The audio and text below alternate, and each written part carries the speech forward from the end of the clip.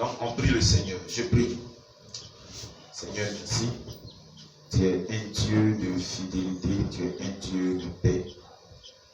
Merci parce que tu nous enseignes, Seigneur. Enseigne-nous ce matin. Oui. Seigneur, enseigne-nous ce matin. Ouvre notre esprit, ouvre notre entendement et donne-nous de comprendre ta pensée au nom de Jésus que nous avons prié. Amen. Alors donc, comme je le disais, nous allons parler de la puissance de l'espérance. Mais avant de parler de la puissance de l'espérance, il va falloir expliquer ce que l'espérance même est. Amen. C'est quoi l'espérance? L'espérance, c'est l'action d'espérer. Amen. L'espérance, c'est le fait d'espérer. Maintenant, espérer, c'est quoi? Espérer, c'est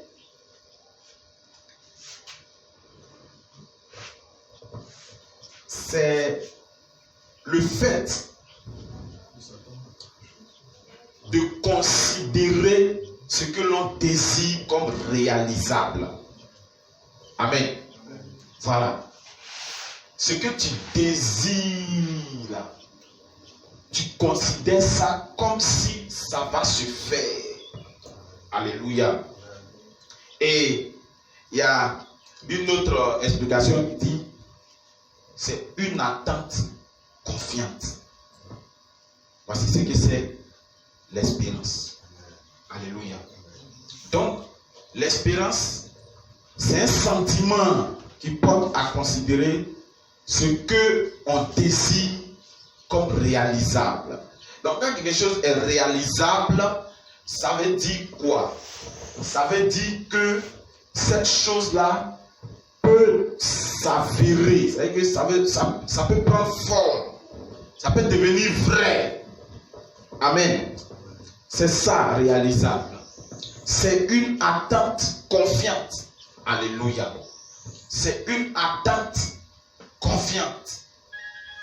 Il faut être confiant. Donc, l'espérance, c'est le fait d'attendre avec confiance quelque chose. Donc, je voudrais te poser une question. Qu'est-ce que tu attends? Qu'est-ce que tu attends? Tu attends quoi? Qu'est-ce que tu cherches? Qu'est-ce que tu veux? De nos jours, les gens ont tendance à penser que c'est le pasteur qui doit prier pour qu'ils aient ce qu'ils veulent. On se comprend, non? C'est le pasteur qui doit prier, le pasteur doit prier pour que toi, ce que tu attends, ça doit venir à toi. Mais ici, on dit quoi? Qu'il faut attendre, mais avec confiance. Et c'est tout le sens même de la Bible. Amen. C'est tout le sens même de la parole de Dieu. C'est tout le sens de la Bible. Oui. La Bible est basée sur l'espérance. La Bible est basée sur l'espérance. La vie chrétienne là est basée sur l'espérance. Oui. Et tant que tu n'espères pas, tu ne peux pas recevoir ce que tu attends. C'est clair, prêche. Alléluia. Amen. Alors ce matin, je suis venu nous dire que c'est vrai, il faut prier. Oui. Mais il faut aussi espérer. Amen. Alléluia. Amen. C'est vrai, tu dois prier. C'est vrai, tu dois jeûner. Mais quand tu finis de jeûner, ne t'arrête pas seulement qu'à jeûner. Oui. Quand tu finis de prier, ne t'arrête pas seulement qu'à prier. Oui. Mais qu'est-ce que tu dois faire? Tu dois espérer. C'est tout le sens de la vie chrétienne. Amen. Alléluia. Amen. Et c'est la chose la plus importante. C'est l'une des choses les plus importantes sur la terre. On dit quoi? Elle demeure en permanence. Prenons nos Bibles, s'il vous plaît, dans 1 Corinthiens 13, verset 13. Ouais, vache. 1 Corinthiens 13, verset 13 dit quoi? 1 Corinthiens 13.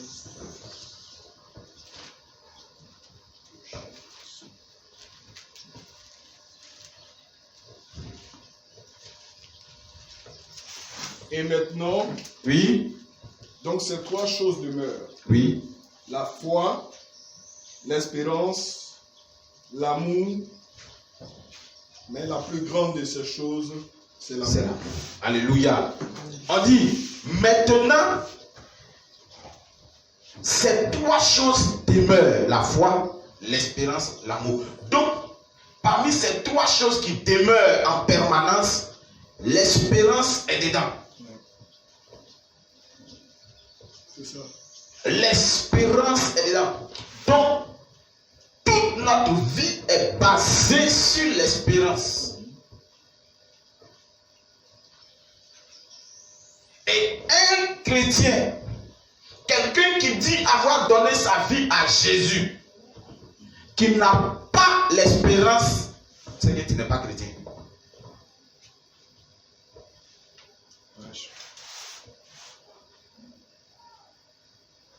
Et ce sont c'est ce mot-là, l'espérance, qui nous fait bannir certaines paroles, certains vocabulaires. Oui. C'est l'espérance qui nous donne d'avoir une pensée forte. C'est l'espérance qui nous fait croire à un lendemain meilleur. Oui. Vache. C'est l'espérance qui nous montre le contraire des difficultés que nous vivons. Pendant que la situation se montre vraiment difficile pour toi, tu vois derrière cette situation. Alléluia. Je parle aux femmes qui traversent des moments difficiles dans leur maison. Alléluia. On va prendre Colossiens chapitre 1 verset 23.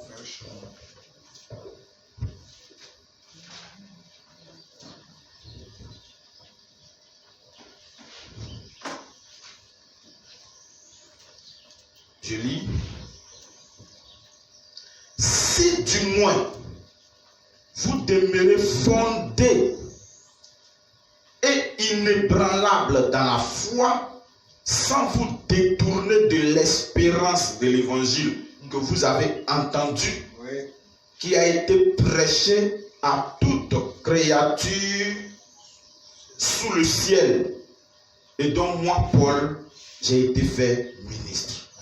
Alléluia. Bon, ici, ce n'est pas Paul qui est en train de prêcher. Et donc, moi, à Dieu, j'ai été fait ministre. Alléluia. Si du moins vous demeurez fondés et inébranlables dans la foi, sans vous détourner de l'espérance. Je vais l'expliquer ce que c'est que l'espérance.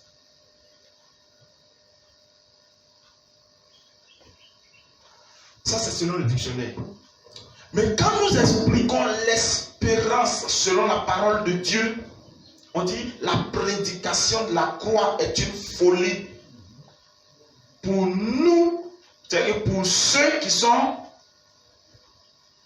qui ne croient pas, mais pour nous qui sommes sauvés, elle est une puissance. La puissance réside,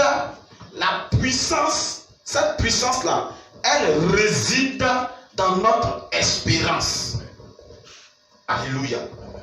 Et je vous assure, ce qui fait notre force et notre puissance, c'est notre espérance. Je vais vous faire une confidence. L'ennemi a une espérance. Et quelle est l'espérance de cet ennemi? C'est de te détruire. C'est que lui, il est là et puis il s'est dit que il faut que celui-là ou celle-là, ses enfants ne réussissent pas. Et puis, C'est son espérance qu'elle a. Il est concentré et il est focalisé dessus. Est-ce qu'on se comprend? Il dit, si du moins vous demeurez fondé et inébranlable. C'est l'espérance. L'espérance prend en compte les mots comme inébranlable, persévérance, endurance, tenir ferme, affronter, ne pas se décourager, se battre. Et quand on parle de se battre, ce n'est pas par gigri, non, c'est pas ça. Alléluia. Ce n'est pas par gigri, non. Mais c'est le fait de rester cramponné sur ce sur quoi notre espoir est fondé. Oui. Qu'est-ce que tu attends? Qu'est-ce que tu veux? Oui. Vous voyez qu'ici, il ne s'agit pas seulement de prier, mais il s'agit aussi de se lever et d'avoir une attitude en fonction de nos prières. Bien sûr.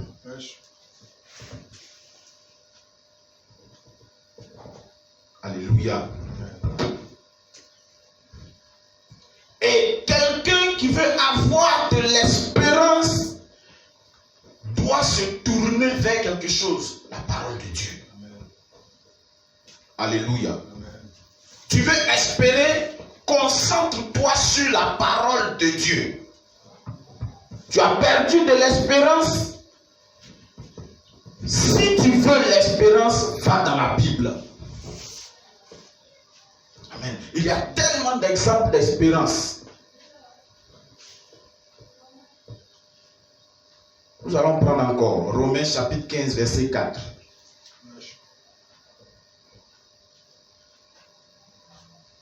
Écoutez bien. Or, tout ce qui a été écrit d'avance l'a été pour notre instruction, afin que par la patience et par la consolation que donne l'Écriture, nous possédons l'espérance. Alléluia. Donc, lorsque tu seras en contact avec la parole de Dieu, lorsque tu seras en contact avec l'Écriture, ça va faire grandir ton espérance. Je vous assure.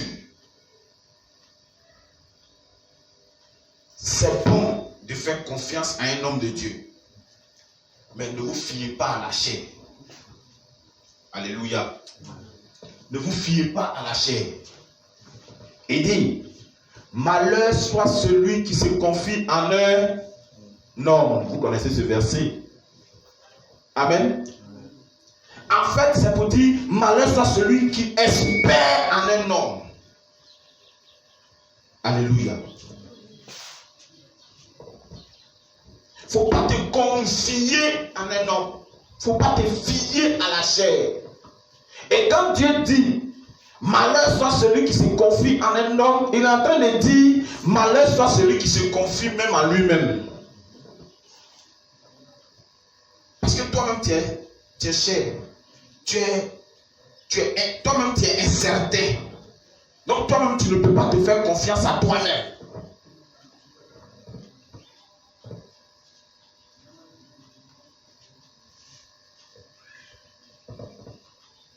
Mais il dit quoi? Or, tout ce qui a été écrit d'avance l'a été pour notre instruction, afin que, par la patience et par la consolation que donne l'Écriture, nous possédions l'espérance. La patience. Regardez. Voici ce que l'espérance donne. L'espérance marche avec les différents mots. La patience.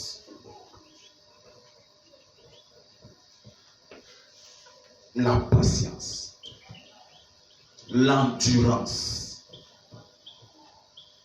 la persévérance, tenir ferme. Voici les mots qui sont les maîtres mots de l'espérance. Alléluia. L'espérance te fait penser à ton objectif. Qu'est-ce que tu attends de Dieu? Quel objectif veux-tu atteindre? Alléluia. Quel objectif veux-tu atteindre? Regarde, en fonction de l'objectif que tu veux atteindre, actuellement nous sommes en train d'étudier les 13 principes du succès. Alléluia. Les 13 principes du succès. De tous les 13 principes là, il faudrait aussi ajouter l'espérance. Parce que c'est ce qui te donne d'avoir cette patience. Alléluia. D'avoir cet amour. C'est l'espérance qui te donne d'être confiant. Alléluia. Donc il est important de posséder l'espérance, d'avoir l'espérance. S'il te plaît, il faudrait t'exercer à l'espérance. Alléluia.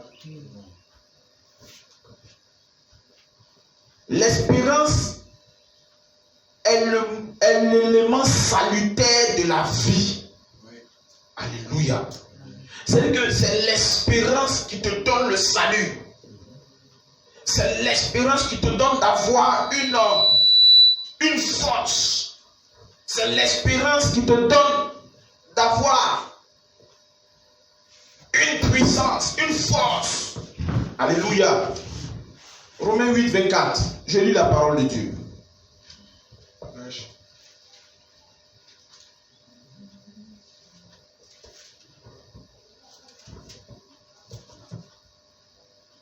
Car c'est en espérance que nous sommes sauvés. Or, l'espérance que l'on voit n'est plus espérance. Ce qu'on voit, peut-on l'espérer encore? Alléluia. Je reprends. Car c'est en espérance que nous sommes sauvés. Or, l'espérance que l'on voit, qu'on voit, n'est plus espérance. Ce qu'on voit, peut-on l'espérer encore? Alléluia. Tu espères avoir un enfant. Mais si ton enfant est sous tes yeux, est-ce que tu peux espérer encore voir l'enfant? Non, c'est fini. Hein, tu rêves d'un ventilateur. Le ventilateur est là. Est-ce que tu peux espérer encore avoir un ventilateur? Non. Ce à quoi nous espérons, c'est quelque chose qui n'existe pas. C'est quelque chose qu'on ne voit pas. Et lorsque tu espères en ça, c'est ce que certaines personnes ont appelé l'utopie. Amen. Quand tu espères en quelque chose, on se moque de toi. Quitte là-bas. Tu dis quoi même? Et quand tu parles, tout le monde se moque de toi parce que tu ne présentes rien qui montre que ce que tu dis tu vas avoir là, tu auras ça. Alléluia. Et c'est ces personnes-là qui ont marqué l'humanité. Lisez bien, cherchez bien, vous allez voir. C'est des gens qui ont marqué l'humanité. Il y a un monsieur du nom de Yonggi Cho qui disait qu'il allait être il allait avoir la plus grande église lui, il disait qu'il voulait avoir la plus grande église de son pays. Amen. Et quand il disait ça, les gens se moquaient de lui. Hein? Quand j'ai lu dans la 4e dimension, il allait dire à ses amis, parce que quand c'est comme ça, on te traite de menteur. Hein? Quand tu espères en quelque chose et que tu avoues ton espérance, les gens te traitent de menteur. Parce que Yonggi Cho disait que lui, il avait un bureau, il a même expliqué la forme de son bureau. Il dit qu'il avait un bureau, une table avec une chaise d'une certaine marque là, qu'il avait ça. Et puis il avait aussi un vélo qui lui permettait de faire l'évangélisation. Ses amis disent, bon, allons, tu vas nous montrer ce que tu parles de ça. Il avait peur, parce qu'il n'avait pas ça, mais il disait qu'il avait ça. Donc, ils sont partis. Et puis, quand il est arrivé, ils sont arrivés dans son bureau, en fait, chez lui, il n'avait même pas encore même un bon local. Et ses amis lui demandent, c'est que tu dis que vous savez. Il dit, mais une femme, avant d'avoir un enfant, elle tombe enceinte, non? Ses amis disent oui. C'est que je suis enceinte de mon bureau, du vélo et de ma chaise. Voilà. Il est en train de rire. C'est comme ça que ça s'est passé. Les gars ont commencé à se moquer de lui. Et maintenant, quand ils le voyaient passer, ils disaient, il y a un menteur là. Regarde le menteur. Mais pourquoi? Parce qu'il avait l'espérance. L'espérance de ça. Et il dit, quelques semaines après, il y a des Américains qui étaient venus en mission en Corée. Vous voyez, c'est un Coréen. Quand ils partaient, ils avaient leur bureau de la même marque, la chaise de la même marque et un vélo qu'ils prenaient pour faire l'évangélisation. Ils lui ont offert. Ils disent, tiens. Et quelques temps après, ses amis là, il allait les appeler. Il dit, ce que je disais que j'avais là, voilà ça. Alléluia. Amen. Mais ça paraît une folie. Mais c'est ça l'espérance. Alléluia. Amen. Ce que tu vois déjà là, c'est pas ça l'espérance. C'est ce que tu ne vois pas. C'est ça qui est l'espérance. Qu'est-ce que tu souhaites? Qu'est-ce que tu veux avoir? Qu'est-ce que tu attends? C'est ça l'espérance. Amen. Et chaque personne ici présente est en attente de quelque chose. Cherche quelque chose. Oui. Oui, tu attends et tu cherches quelque chose.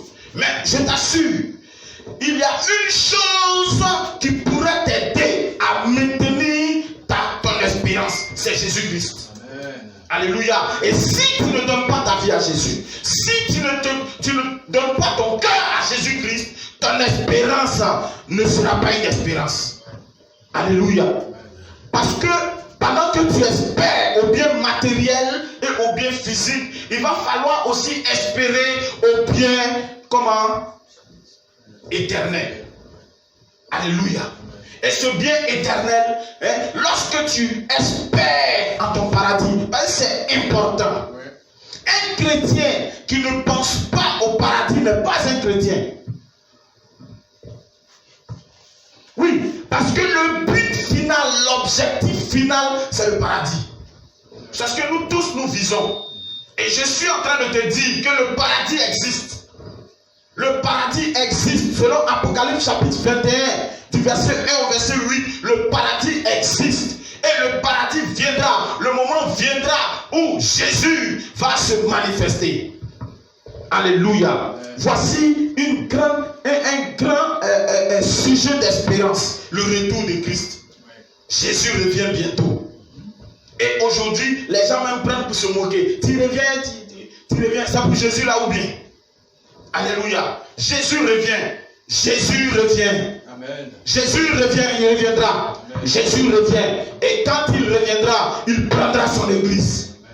Amen. Alléluia. Il prendra son église. Et c'est cette espérance-là, en retour de Jésus, qui nous fait vivre dans la sanctification. Amen. Alléluia. Amen. Donc, quelqu'un qui ne vit pas dans la sanctification, je suis au regret de t'annoncer que tu n'es pas chrétien.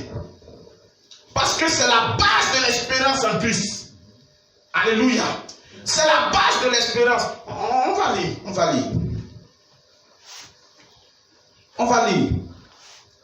Prenons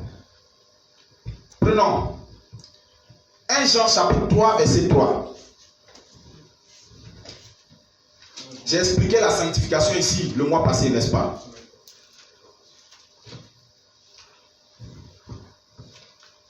« 1 Jean 3, chapitre 3. 1 Jean chapitre 3, verset 3. Je lis la parole de Dieu. Quiconque a cette espérance en lui se purifie comme lui-même est pur. Donc, je vais relire à partir du verset 1. Voyez quel amour le Père vous a témoigné pour que nous soyons appelés enfants de Dieu. Et nous le sommes. Si le monde ne nous connaît pas, c'est qu'il ne l'a pas connu. Bien-aimés, nous sommes maintenant enfants de Dieu. Et ce que nous serons n'a pas encore été manifesté. Mais nous savons que lorsqu'il paraîtra, nous serons semblables à lui. Parce que nous le verrons tel qu'il est. Quiconque a cette espérance en lui se purifie comme lui-même est pur. Alléluia. Donc toute personne qui reconnaît que Christ est Dieu, il doit se purifier. Il doit se sanctifier. Ça fait partie aussi de la qualité de l'espérance. Alléluia. Et si tu ne te sanctifies pas, c'est que tu n'espères pas à un Jésus qui arrive. C'est que tu n'attends pas le Christ. C'est que le Christ n'est pas en train de revenir. Sanctifie-toi s'il te plaît. Donne ta vie à Jésus. Alléluia. Oui, la prédication du matériel physique n'est pas la prédication de Christ. Et aujourd'hui, nous sommes dans une nouvelle sorte d'évangile qu'on appelle l'évangile de prospérité. Au début, quand on parlait de l'évangile de prospérité, les gens disaient que c'était juste le fait de faire des offrandes pour être béni. N'est-ce pas?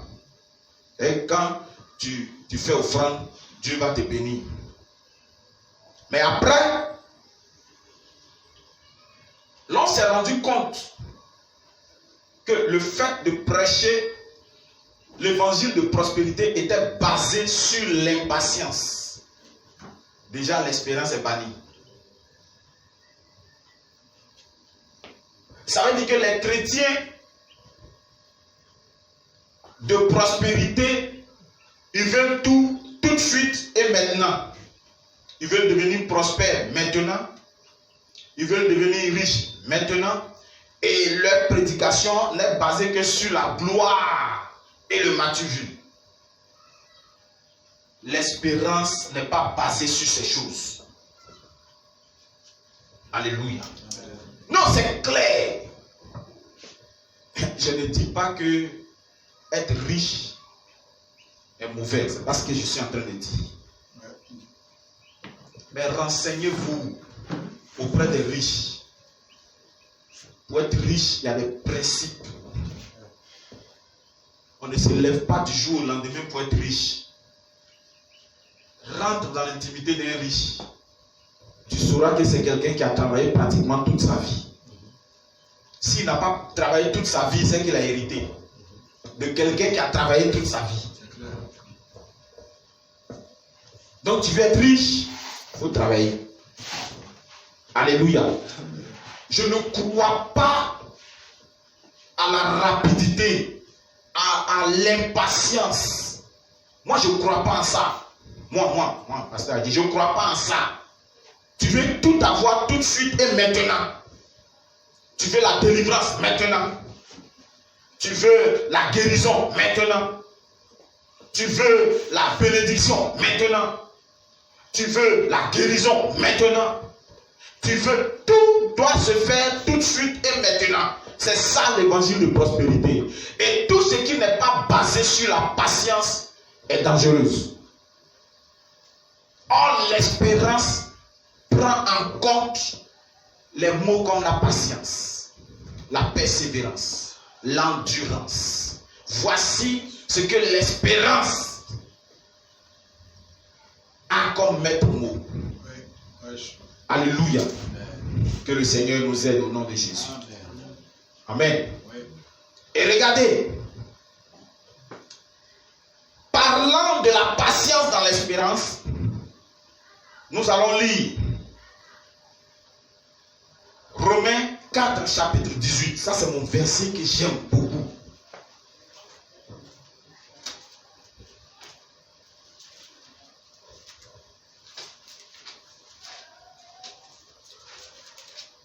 Romains 4, verset 18. Je lis la parole de Dieu. Il dit, espérant contre toute espérance, il crut et et devint ainsi le père d'un grand nombre de nations, selon ce qui lui avait été dit. Telle sera ta postérité. Alléluia. Et je pousse encore un peu. Et sans faiblir dans la foi, il ne considéra point que son corps était usé, déjà usé, puisqu'il avait près de 100 ans et que Sarah n'était plus en âge d'avoir des enfants. Je pousse encore. Verset 20. Il ne douta point par incrédulité au sujet de la promesse de Dieu, mais il fut fortifié par la foi, donnant gloire à Dieu. Alléluia. Espérant contre toute espérance. Ça veut dire que là où il était impossible d'espérer, Abraham a cru, puisque c'est de lui qu'il s'agit. Alléluia. Et c'est ce qui a fait de lui le père d'une multitude. Regarde, toute multiplication est basée sur la patience. Je vous assure, ne cherchez à avoir rien de façon pressée, de façon précipitée. Si quelque chose vient à toi de façon précipitée, assez-toi à réfléchir. Il y a un piège derrière. Alléluia. Ce que je suis en train de dire, c'est écrit, c'est la parole de Dieu. Alléluia. Et quand bien même que Dieu, le grand Dieu, créateur du ciel et de la terre, a promis à Abraham, je vais te donner ça. Il a fait 25 ans d'attente. Et la Bible dit, espérant contre toute espérance. Alléluia. Donc, quand Dieu te parle, quand Dieu te dit, il faut savoir qu'il y a échec dedans. Et tu vas échouer, échouer, échouer. Ce n'est pas parce que tu échoues et qu'il y a échec que Dieu n'est pas avec toi. C'est pas ça. Alléluia. Amen. Mais c'est tout simplement parce que Dieu est avec toi que tu échoues. Amen. Est-ce que quelqu'un me comprend ce matin? Amen. Si tu me comprends, acclame le Seigneur. Alléluia. Oui, je vous assure. Amen. C'est justement parce que Dieu est avec toi que tu échoues. Il y a un deuxième verset. Romains 5, verset 5. Écoutez bien. Or, l'espérance ne trompe point.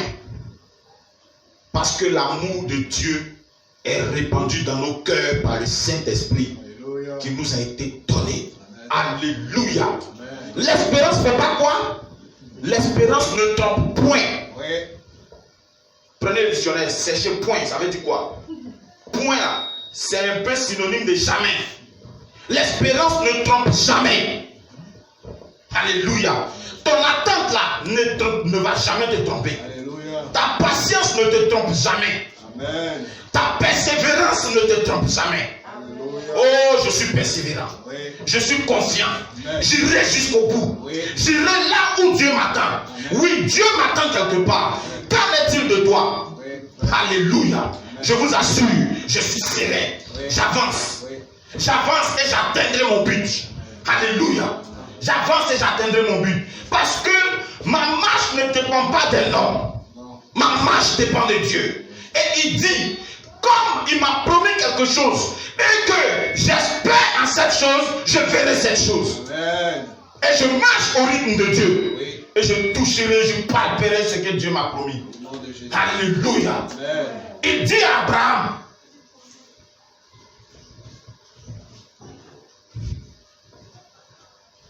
Seigneur, Abraham demande à Dieu, Seigneur, qu'est-ce qui me prouve que tu vas me donner un enfant? Il dit, va prendre l'offrande, tu vas venir. Il vient, il fait offrande là, quand il finit, il dort. Dieu le fait dormir là. Et puis maintenant il se révèle à lui, il dit, il faut savoir que toi là, il te rend riche. Et puis tu seras âgé et rassasié de vieillesse. Maintenant, ton enfant là, tu vas le voir. Mais quant à ce que tes enfants vont devenir, le sel de la terre, ils vont devenir les étoiles de la terre, le sable du bord de la mer. Il faut laisser, tu ne vas pas voir ça. Alléluia. Mais il lui a dit que tu vas avoir enfant. Ce qui me plaît avec Dieu, ton espérance prépare même après ta mort. Oui. Alléluia. Amen. Yes. C'est que l'inquiétude que tu as, le souci que tu te fais pour l'avenir de tes enfants, là, quand tu espères en Dieu, Dieu comble cette inquiétude. Alléluia. Il règle la situation derrière toi. Amen. Alléluia. Amen. Quelle personne âgée et vieux n'a pas d'inquiétude pour ses enfants? Parce qu'il sait qu'il est près de la tombe. Quelle personne n'a pas d'inquiétude? Surtout quand il a eu plusieurs femmes et qu'il va falloir faire partage d'héritage entre les enfants de différentes femmes. Ah, quel danger! La Bible dit Abraham a eu beaucoup de... Abraham a connu 3 femmes. Mais Dieu lui a dit quoi? Tu seras âgé et rassasié de vieillesse. Ça, il ne faut pas t'inquiéter pour ça. Et puis tes enfants là, reste tranquille. Moi-même Dieu, je m'en charge. Alléluia. Après la mort d'Abraham, qu'est-ce qui s'est passé? Chaque enfant est resté chez lui. Il n'y a pas eu palabre. Chacun est resté chez lui. Alléluia. Oui. Ce que Dieu te promet, il faut espérer en lui. Espérer, il faut attendre de Dieu un lendemain meilleur. Même quand tu ne seras plus là sur la terre, Dieu va régler ton aspect derrière toi. Alléluia. Oh, Dieu est bon. Amen. C'est pas moi qui l'ai dit, c'est la parole de Dieu qui le dit. Et Abraham a persévéré, il a espéré en Christ jusqu'au bout. Alléluia. Amen. Et on dit, c'est l'espérance qui a permis à Abraham de devenir le père d'une multitude. Oui. S'il te plaît, Jésus veut ton cœur. Alléluia. Jésus veut ton cœur. Si tu lui donnes ton cœur, le reste, là, il va prendre ça bien. Il va gérer. Amen. Amen. Yes. Et c'est ça l'espérance. C'est ton attente d'un avenir meilleur. L'avenir peut se passer sans toi. N'est-ce pas? Et cet avenir-là sera meilleur. Et c'est certain. Alléluia. Oh, merci Seigneur. Que ton nom soit puissamment béni. Au nom puissant de Jésus-Christ de Nazareth. Yes, merci Père. Que le Seigneur nous aide. Que sa grâce soit avec nous. Ce matin, je voudrais déclarer que l'une des choses qui pourra nous donner d'avoir un avenir bon, un avenir certain, oui, c'est Jésus-Christ. Oui, parce que c'est l'espérance. Si tu espères en Christ, tu auras tout ce que tu attends. Surtout si Dieu te promet. Alléluia. Maintenant, moi je vais vous poser une question à nous qui sommes ici présents. Dieu t'a-t-il fait une promesse pendant que tu priais dans le secret? Au cours d'un programme, Dieu est-il passé par un homme de Dieu pour déclarer une prophétie sur ta vie et que jusque-là tu n'as pas encore vu?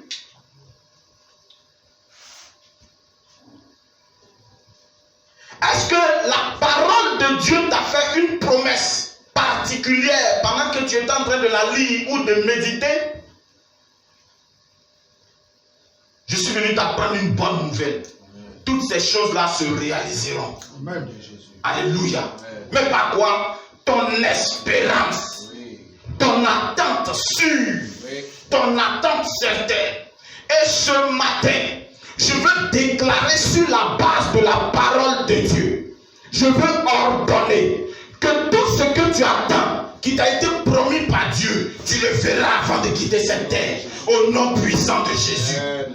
Oh, je le déclare au nom de Jésus. J'ordonne par la puissance de Dieu que tout ce qui constitue un problème problème, une épine pour toi, et que Dieu a promis enlever cette épine, ce matin, je suis venu te dire que cette épine sera enlevée de tes pieds. Au nom de Jésus. Alléluia. Amen. Il y a quelque chose, certainement, qui te procure une honte. Je prie ce matin, par ton espérance, que Dieu enlève cette honte. Au nom de Jésus. Oh, ce matin, je proclame et je déclare. Peu importe. Alléluia. Qu'est-ce que tu attends de Dieu? Qu'est-ce que tu attends? Quelle est la grâce que tu attends? Quelle est la promesse que tu attends? Quel est ce que tu attends de Dieu? Je suis venu te dire ce matin que ce que tu attends là, Dieu va te donner. Amen. Non, je le déclare. Et je ne le dis pas en va-t-en-guerre ou bien de façon négligeable. Je te dis ça parce que les choses vont se manifester. Parce que les choses prendront forme. Parce que les choses se réaliseront. Alléluia. Je t'assure que ce qui te manque là, que tu attends depuis des années, Dieu va combler ce vide au nom de Jésus. Et regarde, dans ton cœur, il y a une assurance au fond de toi qui te dit que je vais voyager, ou je vais faire ceci, ou je vais faire cela. Et cette promesse est au fond de ton cœur. Tu ne l'as partagée encore avec personne. Je viens pour t'annoncer que cette promesse cachée qui est dans ton cœur prendra forme et se réalisera. Tu pries dans le secret pour te débarrasser d'un péché qui te fatigue. Ce matin, je viens t'annoncer la bonne nouvelle. Ce péché-là t'abandonnera. Il t'abandonne maintenant même. Au nom de Jésus. Amen. Oh. Lâche l'espérance. Ce matin, je suis venu te dire qu'on t'avait maudit et que tu pries depuis des années pour que cette malédiction est palpable, est touchable, tu vois, et ça se sent dans ta famille. Ce matin, je suis venu te dire que cette malédiction est ôtée au nom de Jésus. Oh, merci Père. Merci Seigneur. Dieu de fidélité. En toute chose, que la crainte de Dieu s'attache à nous. Alléluia. Jésus est venu sur la terre. Et Jésus dit, non, j'aime la parole. Alléluia. Jésus dit, je voyais Satan tomber du ciel comme un éclair. Alléluia. C'était une espérance. Alléluia. Oui, c'était une espérance. Il se disait, ah, mais Satan doit tomber. Il dit, je voyais Satan tomber du ciel comme un éclair. Mais c'est à quel moment Satan est tombé? Le jour où on l'a crucifié à la croix. Alléluia. On dit, il y a eu chose, bataille dans le ciel, n'est-ce pas? Et puis la lutte s'est passée et Satan est tombé, il est descendu sur la terre. Lisez bien. On dit malheur à toute la terre. Malheur à toute la terre. Mais bien avant même qu'on prophétise de malheur à toute la terre, Jésus dit, je voyais Satan tomber du ciel comme un éclair. Alléluia. Oh, merci Seigneur. Regarde, qu'est-ce que tu attends de Dieu? Ce matin, je suis venu te dire que cette parole s'accomplira. Cette parole aura forme. Cette parole agira. Au nom de Jésus. Oh, ça prendra. Yes. Merci Père. Au nom puissant de Jésus. Certainement tu es malade. Oui, certainement tu es malade. Et tu espères en une guérison.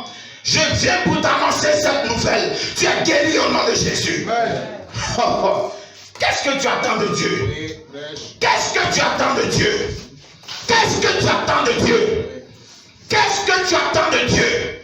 Je suis venu te dire ce matin que ce que tu attends là, tu palperas et tu toucheras ce que tu attends. Au nom de Jésus. Oh, je le déclare au nom de Jésus. Je l'ordonne au nom de Jésus. Qu'est-ce que tu attends? Qu'est-ce que tu cherches? Qu'est-ce que tu cherches? Qu'est-ce que tu attends? Cette chose se manifestera. Et cette chose agira. Oui, la chose se manifestera et la chose agira dans ta vie. Au nom puissant de Jésus. Oh, merci Seigneur. Merci Seigneur. Toutefois où tu as été lié. Toutefois où tu as été attaché. Les gens t'ont convoqué spirituellement devant une entité. Au point où tu ne peux rien réussir. Je viens avec cette espérance. Tu es libéré au nom de Jésus. Amen. Alléluia. Non, je le déclare par la puissance de Dieu. Yes. Je le déclare au nom de Jésus. Oh, merci Seigneur. Que ton nom soit puissamment béni. Que ton nom soit puissamment glorifié.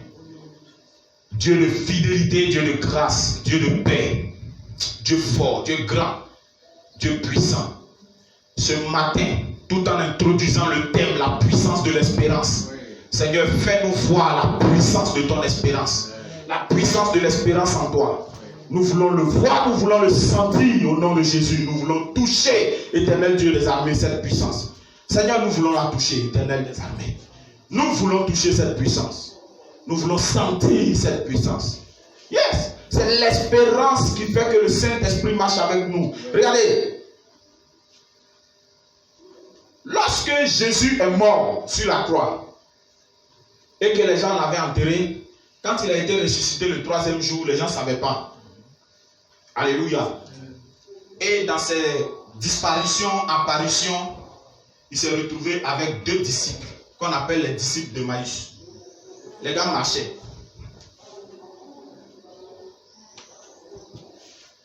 Et eux-mêmes dans leur discours, ils disent que on avait espoir que Jésus là, il allait nous enlever de notre esclavage avec les Romains.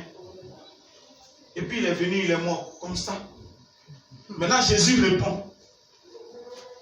Regardez, homme sans intelligence. Est-ce que vous voyez un peu? Homme sans intelligence et qui ne limite leur foi seulement qu'à ce qu'ils voient. Et c'est ce qu'il a dit. Quand il a fini de leur dire ça, et puis il a commencé à leur prêcher maintenant.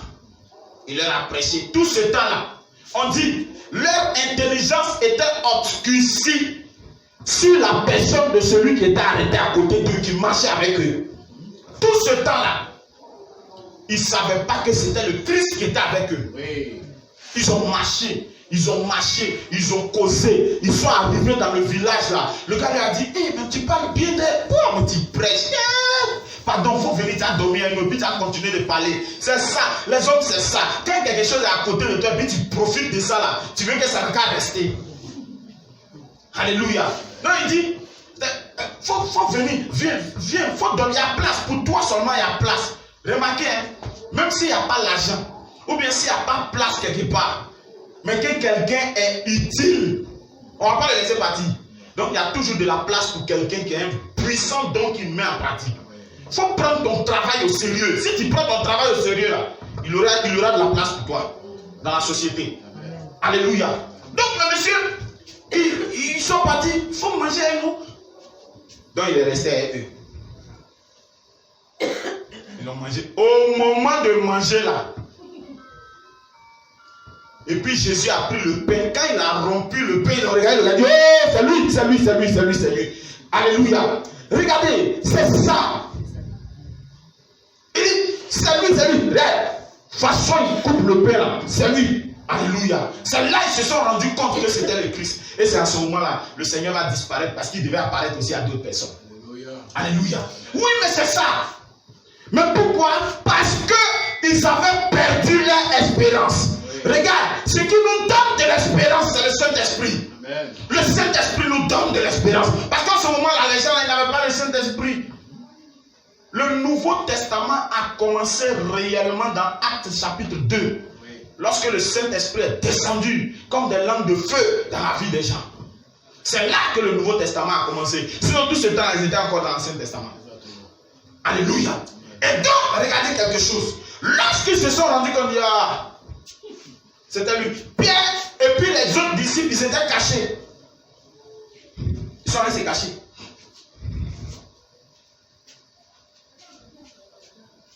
Après, ils se sont levés. Pierre dit, de toutes les façons, ça là c'est fini. C'est un chapitre de notre vie. On a fait 3 ans et demi, c'était chic. Jésus faisait le miracle. Mais il était fort. Il touche quoi, les gens sont guéris. Il touche quoi. Bon les gars, c'est fini. Moi, il m'a péché. Hein. Si vous voulez rester là, hein. Moi, il m'a péché. Ils avaient perdu leur espérance. Alléluia. Moi, il m'a péché. En même temps, Boanerges, Jean, ils se sont levés. Tiens, nous aussi en dessus, si tu as un péché. Alors nous tous on péché, nous tous on enfants de pécheurs. Ils sont partis pécher. Au moment où ils péchaient, Jésus est venu. Il dit, petits enfants, est-ce que vous voulez du poisson? Il dit, voilà, quelqu'un va nous emmerder. Jésus n'a rien dit. Il a fait le même miracle qu'il a fait devant Pierre. Quand ils ont vu ça, les gars, c'est le Seigneur. Pierre était nu dans l'eau là. Il dit, Seigneur, pardon, il ne faut pas venir sur le temps de voir nu. Pardon. Il prend son habit et puis dans l'eau là-bas, il s'habille et puis il sort. Oh, maître! C'est à ce moment que le Seigneur va lui demander, mais est-ce que tu m'aimes? Alléluia. Il avait perdu l'espérance. Regarde, que ton espérance là ne soit pas uniquement lorsque tu vois le pasteur. Le pasteur n'est pas le Saint-Esprit. Même le grand Jésus, il était là. Il n'était pas le Saint-Esprit. Il dit, il serait avantageux pour vous que je m'en aille. Et s'il reste là, ça ne va pas vous arranger. Vous allez me prendre pour le Saint-Esprit et puis vous allez penser que c'est moi ici le Saint-Esprit. Je ne suis pas le Saint-Esprit. Le grand Jésus. Alléluia. Parce que les gens avaient perdu l'espérance. C'est lorsque le Saint-Esprit est descendu que l'espoir est venu. Alléluia. Mais je vais te dire quelque chose. La seule chose qui donne le Saint-Esprit, qui donne accès au Saint-Esprit dans ton cœur, c'est ta conversion. Et si tu te donnes au Seigneur, le Saint-Esprit va venir dans ton cœur et l'espérance va naître. Alléluia. Que son nom soit béni, que son nom soit glorifié.